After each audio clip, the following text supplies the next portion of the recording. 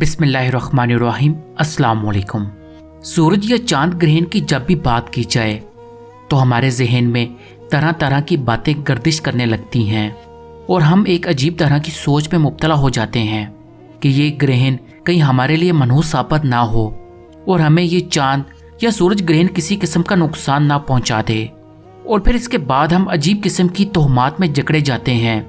सूरज ग्रहण और चांद ग्रहण के मतलब हमारा इस्लाम क्या कहता है और हमें सूरज ग्रहण और चांद ग्रहण के दौरानिए के वक्त क्या करना चाहिए, जानने से पहले आप हमें लाजमी सब्सक्राइब करें और इस दिलचस्प मालूमात को दूसरों तक लाजमी शेयर करें, क्योंकि मुफीद मालूमात को दूसरों तक शेयर करना सदका जारिया है।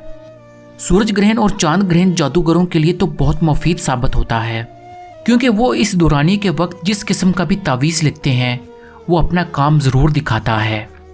मगर इस्लाम में सूरज और चांद ग्रहण के मतलब हमें साफ साफ बताया गया है। जिस दिन इब्राहिम फर्जंदे रसूल का इंतकाल हुआ, सूरज को ग्रहण लग गया। लोगों ने कहा ये इब्राहिम के इंतकाल की वजह से है, तो रसूल अल्लाह सल्लल्लाहु अलैहि वसल्लम ने इरशाद फरमाया, सूरज और चांद किसी की मौत और हयात की वजह से नहीं गहनाते। जब तुम इसे देखो तो नमाज पढ़ो और अल्लाह से दुआ करो। इसके अलावा एक और वाक़या आप लोगों को बताता चलूँ। हुज़ूर अक़दस सल्लल्लाहु अलैहि वसल्लम के ज़माने में सूरज ग्रहण हो गया। सहाबा रज़ियल्लाहु अन्हुम को फिक्र हुई कि इस मौके पर हुज़ूर सल्लल्लाहु अलैहि वसल्लम क्या अमल फरमाएंगे, क्या करेंगे, इसकी तहकीक की जाए। जो हज़रात अपने अपने काम में मशगूल थे छोड़कर दौड़ते हुए आए। 9 उम्र लड़के जो तीर अंदाजी की मशक कर रहे थे, इनको छोड़कर लपके हुए आए ताकि ये देखें कि हुज़ूर सल्लल्लाहु अलैहि वसल्लम इस वक्त क्या करेंगे। नबी करीम सल्लल्लाहु अलैहि वसल्लम ने 2 रकात कसूफ की नमाज पढ़ी, जो इतनी लंबी थी कि लोग गश खाकर गिरने लगे।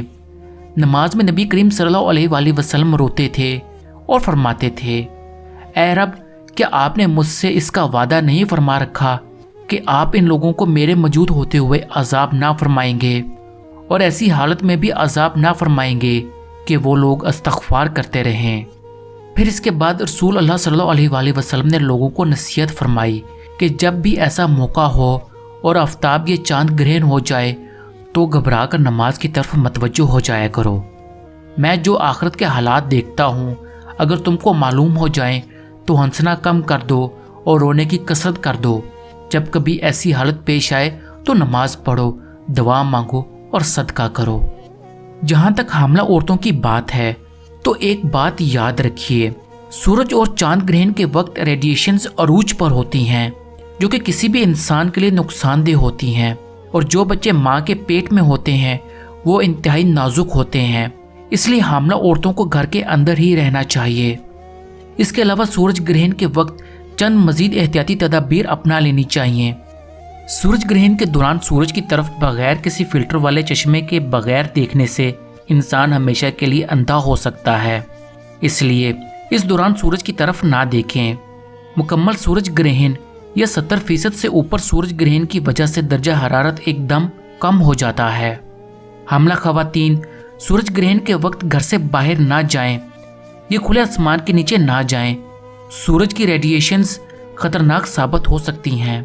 आम सन ग्लासेस का इस्तेमाल सूरज ग्रहण के दौरान सूरज से निकलने वाली रेडिएशन से आपकी आंखों को महफूज नहीं रखेगा।